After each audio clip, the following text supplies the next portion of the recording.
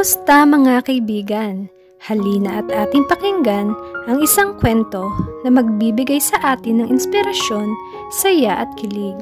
Pero kung bago ka pa lang sa aking channel, pakiclick ang subscribe button, pati na rin ang bell icon para lagi kang updated sa parating pa na upload. Maaga pa para matulog at hindi pa rin inaantok si Abby. Nagpalipas muna siya ng ilang minuto sa poolside. It felt so relaxing habang nakalublob ang dalawang paan niya sa tubig. Pangatlong araw na niya sa mansyon ng mga Villanueva. 3 araw na rin siyang sumasama kay Chase sa opisina nito. Nagmagaling na siyang maging assistant ni Cheska kaysa tumunga lang sa isang tabi habang inihintay ang pag-uwi ng kanyang alaga.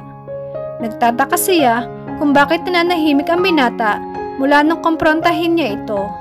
Hindi rin siya gaano pinapansin ito at tinotolerate na lang ang presence niya. At hindi rin ito naglalakwat siya pagkatapos ng trabaho na madalas nitong gawin noon. Hindi niya alam kung dapat siyang matuwa. Hindi siya naniniwalang gano'n ito kadaling mapatino. Lalong hindi siya naniniwalang natakot ito sa kanya. Alam niyang may pinaplano ang lalaki at naghihintay lang ito ng tiyempo. It's not wise to let her guard down. Gaya ng sinabi nito, lumipad na papuntang Brisbane, Australia si Dulce kanina. Hindi na ito nagpahatid sa airport at muling ibinilin sa kanyang gawin ang trabaho niya. Muli niyang ikinampay ang mga paa sa tubig. Lumikha na ripple ang kanyang ginawa. She took her time para isipin ang kasalukuyan niyang sitwasyon. Kanina ay tumawag sa kanya ang kanyang ina at sinabi nitong mag-uumpisa na ang physical therapy ng kanyang daddy. Tuwang-tuwa rin ito sa perang ipinadala niya ng nagdaang araw. Kahit paano ay gumaan ang pakiramdam niya dahil nakatulong siya sa mga magulang. Hanggang ngayon ay hindi pa rin siya makapaniwalang yaya siya ng isang lalaking mas matanda pa sa kanya. Hindi na nga bagay ang term na nanny. Pwede siguro ang caregiver, pero hindi naman physically incapable ang inaalagaan niya. Kayang-kaya nga siyang ibalibag nito kung gugustuhin lang.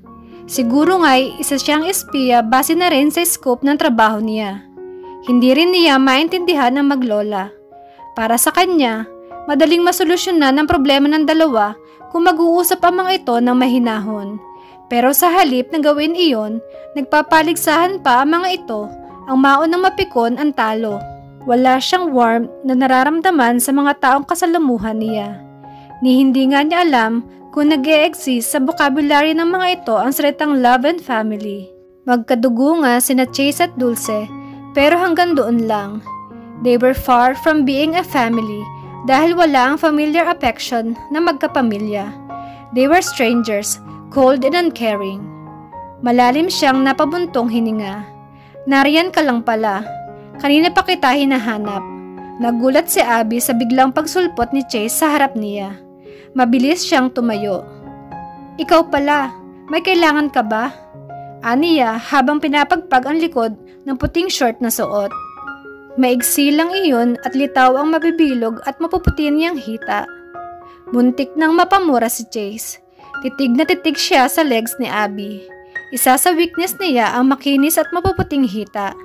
And hers were perfect. Mamula-mula ang kulay ng kutis nito at walang bahid ng pekas o pilat. Chase? Para siyang nagising sa isang panaginip pagkarinig sa tinig nito. Magkasalubong ang mga kilid nito nang titigan niya. Namula siya. Ang sabi mo, kanina mo pa ako hinahanap. Ano bang gusto mong ipagawa sa akin? Keep me company for the night. Ano ba ang kailangan mo? Gusto kong... Napasulyap siya sa legs nito at muli ay gusto niyang magmura. We need to talk about something. Sumunod ka sa akin. Pumasok siya sa loob at dumiretso sa library. Sumunod ito sa kanya. Ano ba ang pag-uusapan natin? Pag-usapan natin ang tungkol sa atin. May mga gusto akong itanong sa iyo. Marahan itong tumango. Sige. Ilang taon ka na, Abby? 26 na ako. I see. At nakailang boyfriend ka na?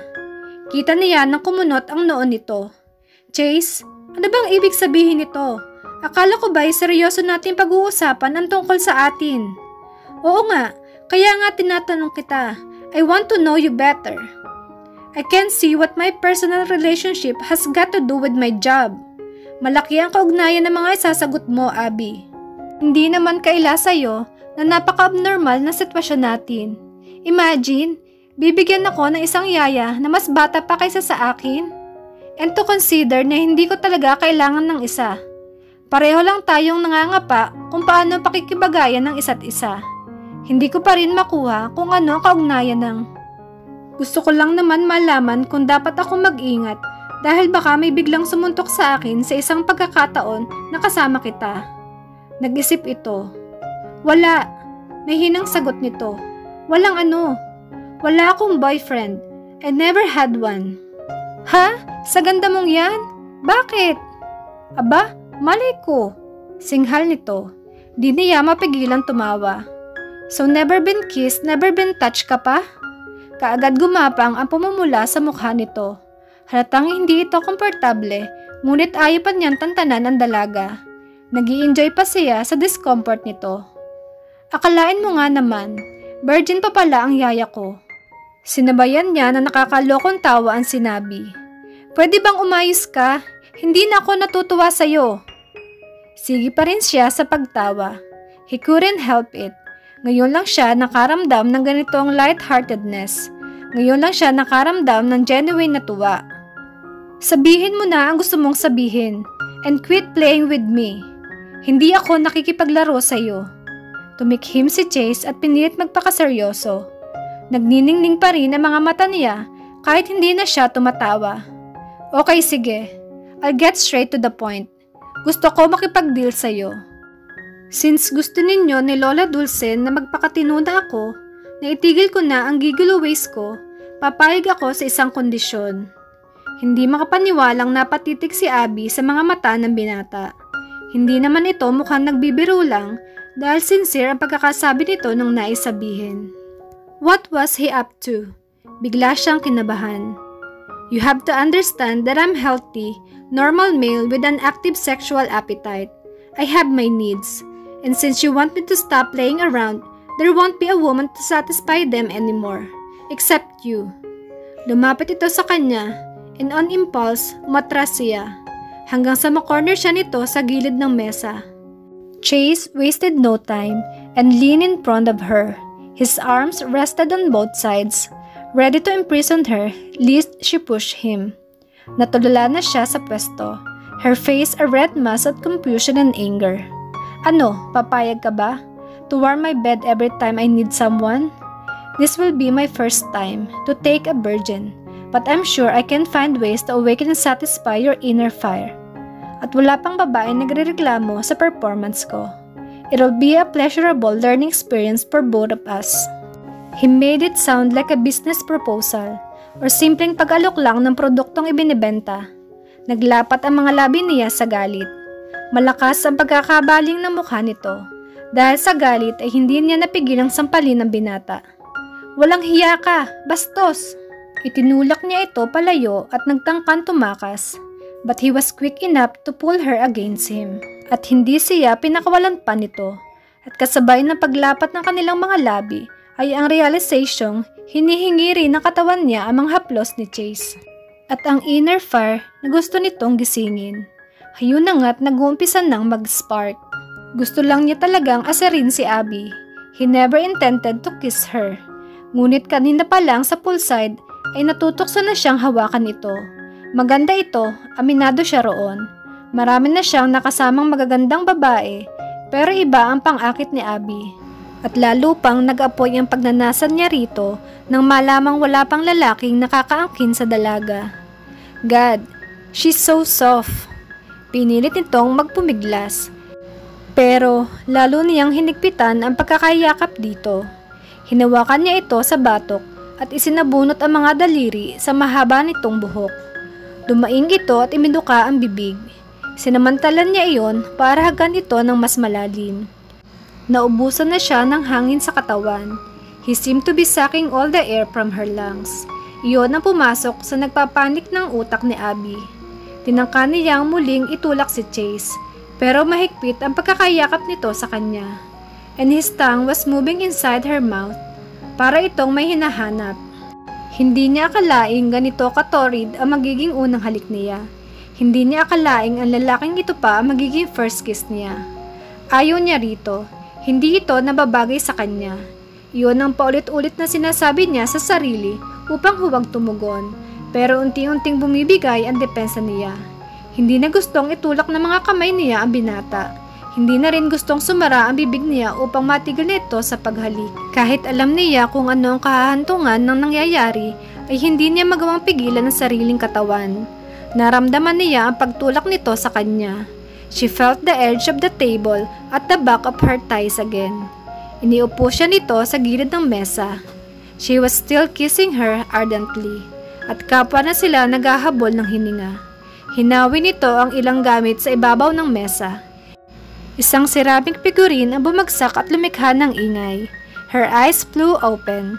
Parang noon lang muling bumalik ang kontrol ng kanyang utak sa kanyang katawan. And on instinct, nag-counter-attack siya sa binata. Napahiyaw ito at biglang kumalas sa kanya. "Kinagat mo ako!" Dapat lang yan sa'yo. Manyak! She bit his tongue. Isuksok ba naman ito sa kasulok-sulukan ng kanyang bibig? Masyado kang pakipot. Kunwari ka pa. Bakit hindi mo nalang aminin na affected ka rin sa halik ko? Ang taas talaga ng tiwala mo sa iyong sarili. Taktika ko lang yon para makawala sa'yo, no? Tinabig niya ito at nilagpasan. Muli nitong sinunggaban ang braso niya. Sandali! Marahas na niyang ipiniksi ang braso. Bitawan mo nga ako. Hindi pa tayo tapos mag-usap. Paalala nito. Kausapin mo ang sarili mo. Akala ko ba naghahanap ka ng isang mayamang lalaki na gagastos sa mga luho mo? I'm offering myself, ayaw mo pa rin? Tama ka, ayoko sa'yo. And please, wag mo na akong suhulan dahil may delikadesa akong tao. I gave my word to your grandmother at tutuparin ko iyon. Naningkit ang mga mata nito sa galit. But for a brief moment, he saw a glimpse of his vulnerability. Pansin niya ang pagguhit ng hinanakit sa mga mata nito. Had her rejection hurt him? Or pride lang nito ang nasaktan? Kahit paano, nakaramdam din siya ng guilt. Don't dare touch me again, Chase. Hindi mo naman siguro gugustuhin makasuhan ka ng sexual harassment. Wala siyang balak magbanta. Paraan lang niya iyon para labanan ang bumabangong simpatya sa kaharap na binata. Nanginginig pa ang kanyang tuhod nang talikuran niya ito. And even when she reached the privacy of her room, naroon pa rin ang malakas na kabog ng kanyang dibdib. She sat on the bed and hugged her knees. Mixed emotion ang nararamdaman niya. At kahit hindi niya maamin sa sarili, mas matimbang ang panghihinayang niyang hindi natuloy ang dapat sanang naganap sa pagitan nila ni Chase. He could still taste blood inside his mouth. At frustrated siya dahil tinanggihan siya ng dalaga. His maleness was still throbbing painfully inside his jeans. Paano ba nangyaring bumaliktad ang sitwasyon? Chase was the one who was supposed to punish her.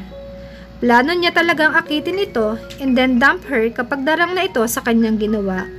Subalit nang matikman niya ang labi nito, wala na siyang lakas para huminto. Hindi niya inaasahang ganoon ang magiging reaksyon ng kanyang katawan. He wanted her. Ngayon, ay siya pa ang maghahabol dito. There's no way hell allow her to push him away. He would have her. Sisiguraduhin niya iyon. At kung hindi niya ito madaan sa santong paspasan, gagawin niya ang kabaliktaran. Kukunin niya ang tiwala nito and then, he smiled despite the irritation.